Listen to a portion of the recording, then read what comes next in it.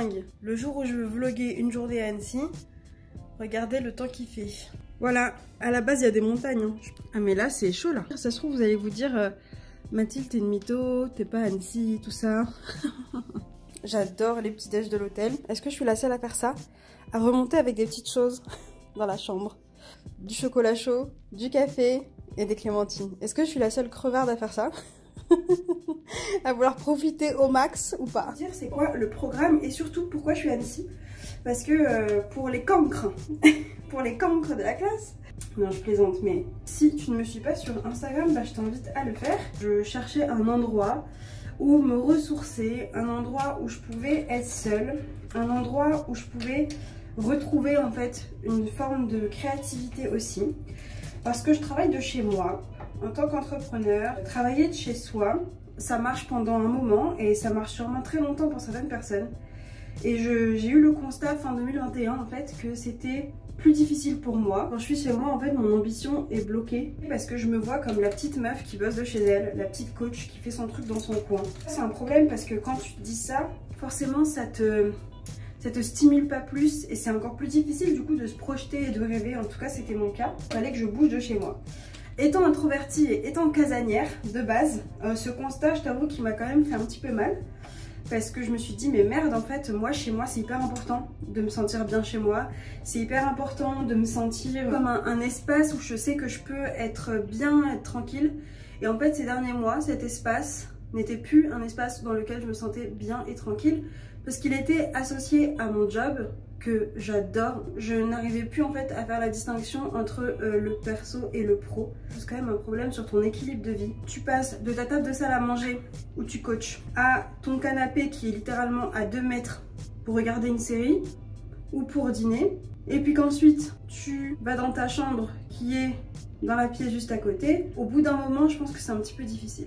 En tout cas, ça a été mon cas. J'ai décidé de mettre en place des actions pour faire en sorte que je retrouve ce bien-être en étant chez moi. Parce que moi, ça me saoule de me dire que quand je suis chez moi, j'ai l'impression de ne pas pouvoir me reposer. C'est là où j'ai vachement de gratitude pour tout le boulot que j'ai fait ces derniers mois. Parce que c'est grâce à mon entreprise aujourd'hui que je peux me permettre ce voyage. C'est tous les efforts que j'ai fait, personnes géniales qui m'ont fait confiance. Et ça, du coup, je suis hyper reconnaissante. L'objectif aussi de ce voyage, c'est travailler plutôt sur de la réflexion. Quand tu es du coup entrepreneur, si tu veux, tu vas avoir des moments où tu vas devoir travailler sur ton business et des moments où tu vas être dans ton business, où tu vas être ton propre salarié, si tu veux.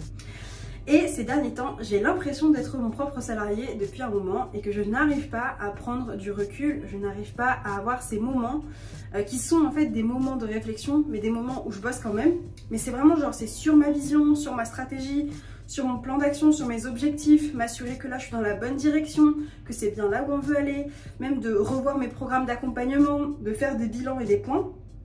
Et en fait ces derniers temps je n'arrive pas à le faire parce que je suis dans l'opérationnel pur. Je coach, je crée du contenu pour mes réseaux sociaux et je fais plein de choses comme ça mais qui sont très dans l'opérationnel. Et je me rends compte que j'ai besoin de souffler, et pour souffler, ces moments de réflexion où je vais réfléchir à ma stratégie, travailler sur mon business et pas dans mon business, ce sont ces moments-là qui me permettent de ok, step back, le petit pied de recul. Et c'est vrai que c'est difficile parce qu'une fois que tu es à ton compte, tu dis ouais mais du coup il faut quand même que je sois dans l'opérationnel parce que c'est l'opérationnel qui fait que du coup ça fonctionne, tu vois.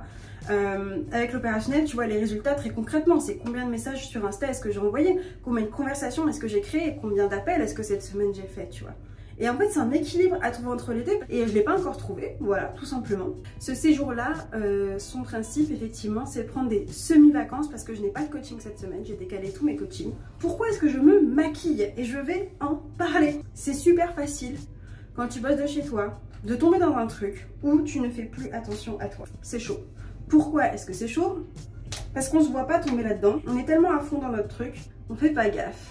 Ça fait un moment que j'ai arrêté de me maquiller parce qu'en fait, juste j'y voyais plus d'intérêt. Sauf que il y a des choses que tu fais quand tu vas bosser à l'extérieur que tu ne fais plus quand tu bosses de chez toi. Tu as vécu dans le même monde que moi et avec le virus, effectivement, il y a beaucoup de choses qui ont changé. On a beaucoup plus bossé de chez nous. Donc, même si tu n'es pas entrepreneur et que tu es salarié, en fait, tu vas pouvoir très vite comprendre, je pense, ce que je suis en train de te dire. Où il y a des petites habitudes comme ça là qui s'installent ou qui se désinstallent d'ailleurs. Progressivement, tu vas arrêter de t'habiller d'une certaine façon, progressivement tu vas arrêter de mettre des jeans chez toi. Enfin moi personnellement je suis pas du genre à mettre des jeans chez moi par exemple, toujours en mode tenue maison. Sauf qu'à un moment donné, t'as beau acheter toutes les tenues maison qui ont l'air de faire habiller, ça reste une tenue maison et ça reste une forme de simili pyjama. Tu fais moins gaffe, enfin moi c'était ça en tout cas. Je fais moins gaffe à ce que je mets, je fais moins gaffe à moi. Et quand je me suis rendu compte de ça, ça m'a fait un effet mais vraiment choc, je me le suis pris en plein dans la gueule, je t'avoue. Waouh, mais en fait je me suis oubliée sur le bas-côté quoi. Clairement. Qu'est-ce que je peux faire? Eh bien, c'est de recréer ces petites habitudes pour m'aider à les recréer parce que j'ai encore des blocages me disant me maquiller pour être chez moi, enfin, aucun intérêt. Tu prends du temps pour faire ça, tu vas pas sortir de chez toi et en plus de ça, tu dois faire toute une routine et tout relou. D'ailleurs, ça vient dénoter quelque chose d'autre. Ça veut dire quoi? Que tu te maquilles pour faire plaisir aux autres, tu te maquilles quand tu dois sortir de chez toi, quand tu vas rencontrer des gens. Normalement, tu te maquilles pas pour toi. Bref, faut trouver des astuces aussi pour prendre soin de soi alors que on reste chez soi. Et pour le moment, je les ai pas encore toutes mises en place, j'ai pas encore tout trouvé. Je peux pas te dire que ça y est, je suis totalement à l'aise avec ça. Par contre, j'ai compris que en me forçant à aller bosser à l'extérieur, en bossant dans des cafés, en allant dans des coworking, c'est ça qui allait me donner la motivation de m'habiller comme j'ai envie de m'habiller en fait par rapport à qui je suis et à ma personnalité. Parce que j'adore en fait m'habiller bien, choisir ma petite tenue du matin, mais c'est vrai que c'est des trucs comme ça que tu fais moins en fait quand tu restes chez toi. Je sais qu'il y a des gens qui sont hyper au taquet quand ils restent chez eux et tout, mais moi par exemple, je mets pas de chaussures chez moi, ça m'intéresse pas, donc je suis toujours dans mes petites sandales Nike classiques de la Mèze. J'ai pas envie de mettre de jean parce que en fait un jean c'est pas non plus super confort tout le temps. Aujourd'hui le programme, là j'ai une formation à 9h dans mon programme d'accompagnement business qui s'appelle Ascension avec mon coach Lingencia. Je reparlerai sûrement parce que mon année 2021 a été une année révélatrice, vraiment, et du coup je me suis pas mal fait accompagner. Et là j'ai repris un coaching avec Lingen. Les réflexions que j'ai envie de mener, c'est réfléchir à commencer à déléguer certaines choses. J'ai des blocages, j'ai des blocages, mais il va falloir commencer à y réfléchir sérieusement. J'aimerais créer des vidéos YouTube parce que je suis dans un super cadre, rien que l'appart que j'ai choisi, franchement, il est canon. Et mon objectif du coup, c'est de batcher en fait des vidéos, hein, comme quand vous faites un meal prep avec la bouffe.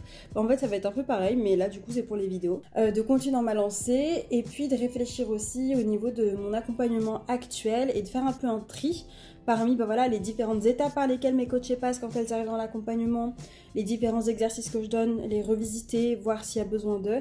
Grosse journée, je vais t'amener avec moi et j'espère que ça te plaira.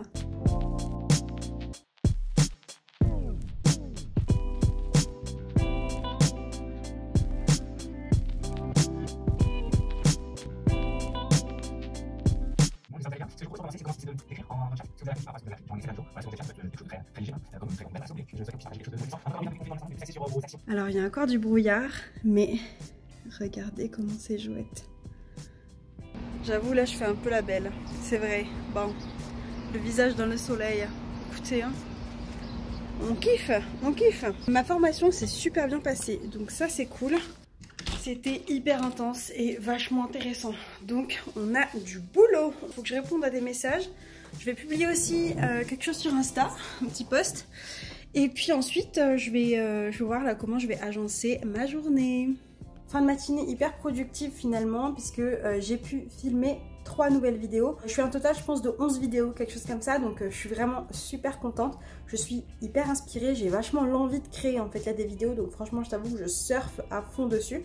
J'ai vraiment un super cadre, il y a encore du soleil. Donc du coup, là, le programme, ça va être de me faire à manger rapidement parce que du coup, la vie d'adulte, voilà. Hein.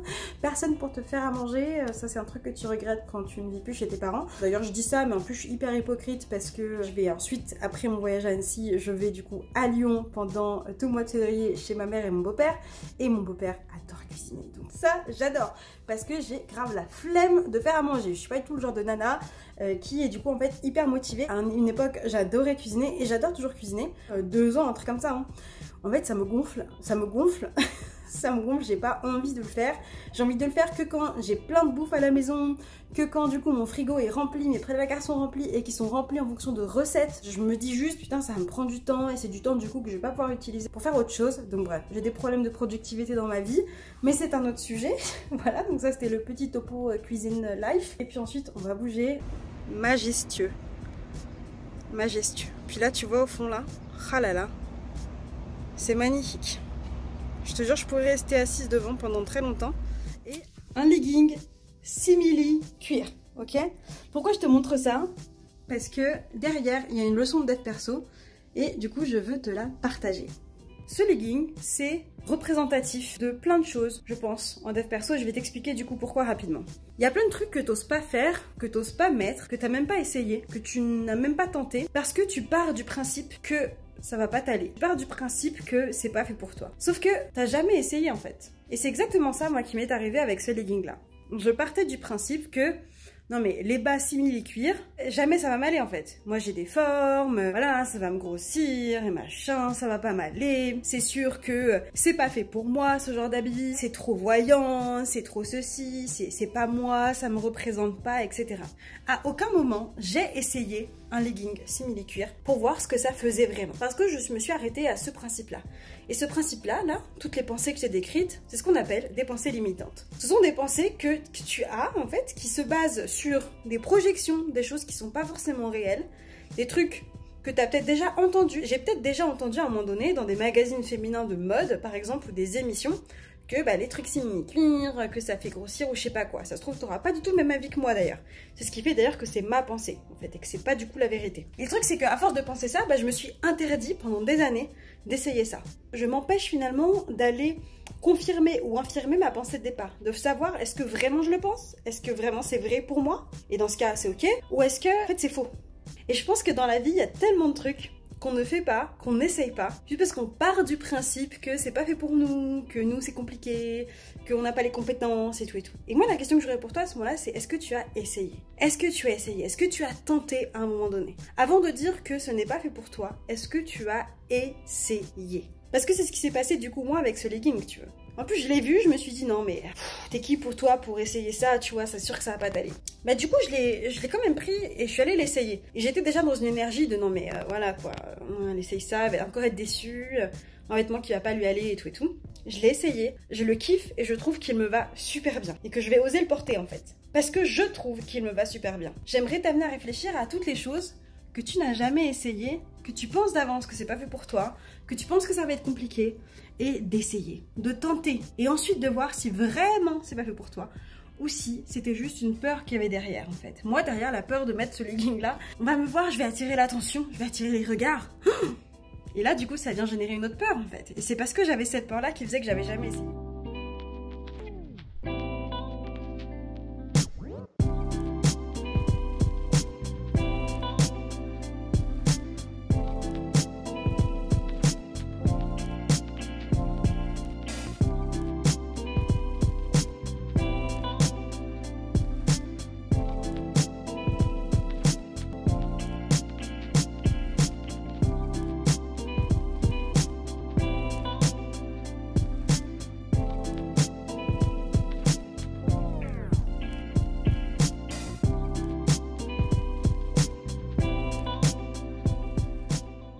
Je suis arrivée au spot que je cherchais et regardez-moi cette vue. Franchement, excusez-moi, bon. Pourquoi est-ce que j'aime autant la montagne? Déjà, j'aime la montagne et le lac. Vraiment, le fait d'avoir les deux. Ce que j'aime dans la mer et l'océan, c'est l'horizon sans fin. Associé à la montagne, pour moi, la montagne, ça représente une grandeur qui prend de l'espace, qui prend sa place. De la stabilité, de la solidité aussi. Et de l'expérience, de l'ancienneté. Pour moi, ça représente tout ça. Et ça me parle énormément. Je pense que ça me fait beaucoup penser à mon enfance, en fait. Tous les ans, on allait chez mon grand-père qui habitait en Savoie, à la fois l'hiver pour faire du ski et l'été aussi. Quand on est enfant, il y a une part un peu de nous qui est un peu ingrate parce qu'on ne se rend pas compte, en fait, de la chance qu'on a de faire des activités et d'avoir de la famille, en fait, qui vit dans des endroits super chouettes comme ça. Aujourd'hui, pour moi, c'est une façon de faire honneur aussi à ça, de penser à ces moments de vie que j'ai eu, à ces beaux souvenirs et à me reconnecter aussi à cette période. Je pense que c'est peut-être pour ça aussi que j'aime la montagne. Je me souviens quand j'étais gamine, ça me saoulait, hein. Franchement, on allait toujours là-bas. Quand t'es gamin, tu profites même pas vraiment. Tu veux juste jouer à tes jeux vidéo et, et manger des trucs cool. Et là, ce que j'aime, c'est que je suis toute seule et je suis dans ce cadre. Et du coup, là, je vais me mettre un peu de musique et puis je vais commencer à écrire. Juste écrire, voir ce qui vient. Pas trop là dans une dynamique de faire de l'écriture en mode intuitive et tout. Là j'ai plus envie vraiment de réfléchir à des sujets, les sujets dont je vous ai parlé juste avant.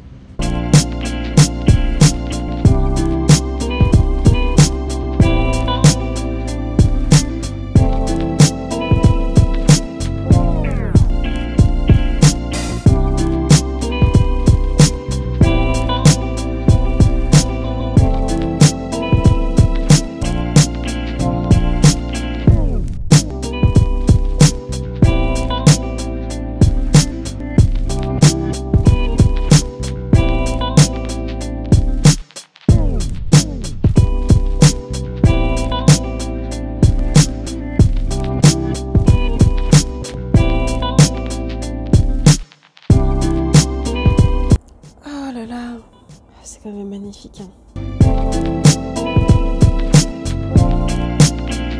Ce paysage va me manquer.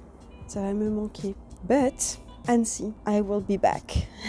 I will be back. Je suis contente d'avoir pris soin de moi en fait. Parce que pour moi, partir ici, là c'était la seule façon que je voyais pour me reprioriser, pour me réoccuper de moi, uniquement de moi. J'ai vraiment la sensation d'avoir fait un break. Ça c'est cool.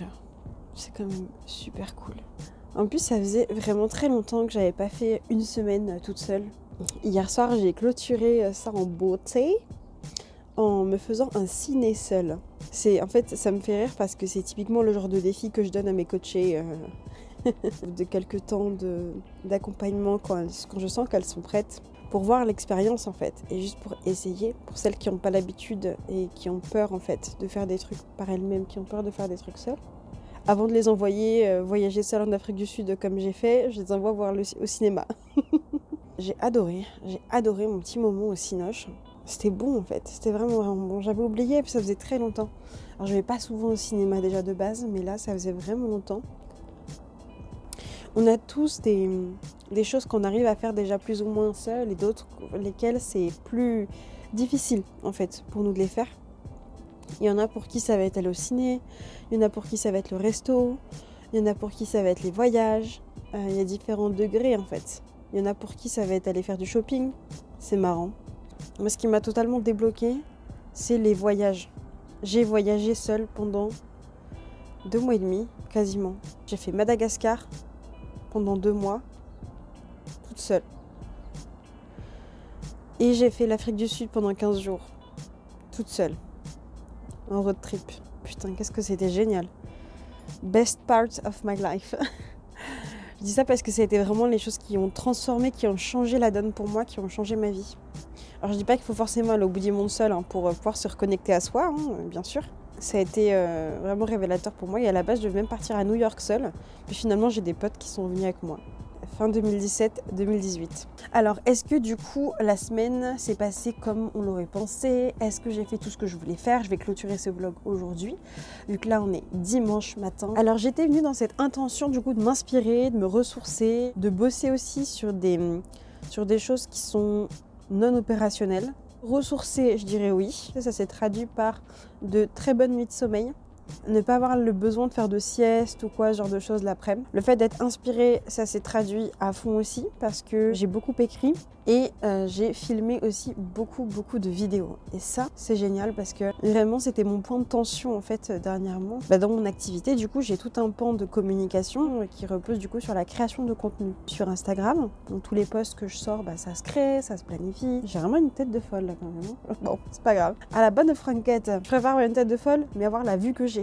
Excuse me, please, trust and believe. J'assiste au lever du soleil quand même au-delà de la montagne. Est-ce que vous vous rendez compte? Bon, je pense que ma tête, j'ai le droit de la voir. Contenu sur YouTube et podcast. Et le point de tension, c'est d'arriver à produire tout ce qu'on veut produire, quoi. Et en fait, quand on est toute seule, pour le coup, c'est pas forcément évident.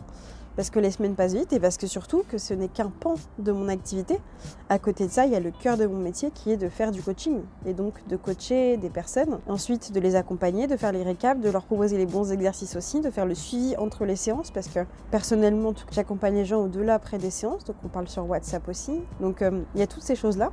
Et puis après, il y a toute la partie réflexion en fait. Réflexion sur l'activité, quel sens j'ai envie de donner, quel message j'ai envie de transmettre et comment est-ce que j'ai envie de le transmettre. Quel accompagnement je veux créer et bientôt je vais créer d'autres types de produits parce qu'aujourd'hui si on veut travailler avec moi c'est le coaching individuel. Je vais bientôt lancer en fait d'ici quelques temps un accompagnement de groupe. Voilà, j'en dis pas plus pour le moment parce que c'est encore en réflexion. Un accompagnement de groupe et je vais aussi créer des challenges, des choses comme ça, des petits produits aussi plus accessibles. Parce que j'ai plein d'idées en fait. J'ai plein d'idées, il y a plein de choses que je veux faire. Et c'est toujours ce délire de se dire ok, mais du coup il y a 24 heures dans une journée, comment je répartis mon temps, comment je gère aussi mon énergie et mon envie, etc. Et du coup ce voyage avait pour objectif de faire un petit peu le tri dans toutes mes idées. J'ai pas pu forcément faire tout le tri que je voulais. Je pensais ressortir avec vraiment en mode ok, ça c'est clair et net, je vais faire ça, ça, ça, ça. J'ai avancé quand même sur certaines choses, mais c'est vrai que j'ai mis le focus finalement sur la création de contenu YouTube. Ça me soulage vraiment d'un gros poids quand même, parce que c'est la régularité en fait qui prime. Moi j'avais envie de créer un rendez-vous en fait sur cette chaîne, parce que je trouve ça hyper chouette. Et jusque maintenant c'est quelque chose que j'ai jamais vraiment réussi à faire. Donc c'était mon intention, parce que là du coup la partie contenu, je suis rassurée. Je me dis ça va pas être la question toutes les semaines de me dire oh, punaise qu'est-ce que je vais faire cette semaine. Donc m'inspirer c'est bon parce que ça s'est traduit dans la création du coup des vidéos. C'était quoi les autres objectifs? Me reposer. Je me suis pas tant reposée que ça en fait. Mais j'ai compris quelque chose par rapport à mon repos et par rapport surtout aux heures de réveil. J'ai un travail à faire là-dessus. J'ai du mal à accepter que je puisse me réveiller par moi-même après 8 heures. Ça me dérange. Je fais un blocage. C'est totalement irrationnel, hein, ce blocage, qu'on soit bien d'accord. Mais j'ai toujours cette croyance et cette voix-là qui me dit que si je me lève après 8 heures par moi-même, si je me réveille à 8h30 par exemple, mais avec un réveil ça va. Si je me réveille à 8h30 sans réveil, en fait je vais ressentir tout de suite, je vais être dégoûtée en fait. Je vais me dire putain ma journée, j'ai déconné, ça y est c'est limite la fin de la journée dans ma tête. C'est incroyable. Et ça j'ai ce fonctionnement depuis des années. Donc je sais que ça va prendre un petit peu de temps avant d'être débloqué, mais là j'ai mis le doigt dessus parce que, est-ce que j'ai mis des réveils? J'ai mis quelques fois des réveils, mais en fait j'ai vite arrêté d'en mettre finalement. Et je me suis rendu compte que par moi-même, en fait je pouvais me lever à 8h30, à 8h, 8h30. Et je pense qu'il y a un truc d'acceptation à faire, j'en sais rien. Bon. En tout cas, il y a ce point-là. Donc, est-ce que je me suis reposée? Je me suis pas du tout sentie fatiguée. Dans mon idéal, je pensais à un moment donné que j'allais faire des siestes et tout. Finalement, aucune sieste, nada. Mais ouais, avoir créé une batterie de vidéos YouTube, j'en ai créé 20 quand même. Ça me donne confiance en ma capacité à me focus et à créer quand il faut créer, à faire le job à ce moment-là, tu vois. Et ça, c'est trop bien. C'est trop bien. Satisfaction au max, fierté au max. C'est des émotions hyper fortes pour moi, hyper importantes qui me permettent d'avancer.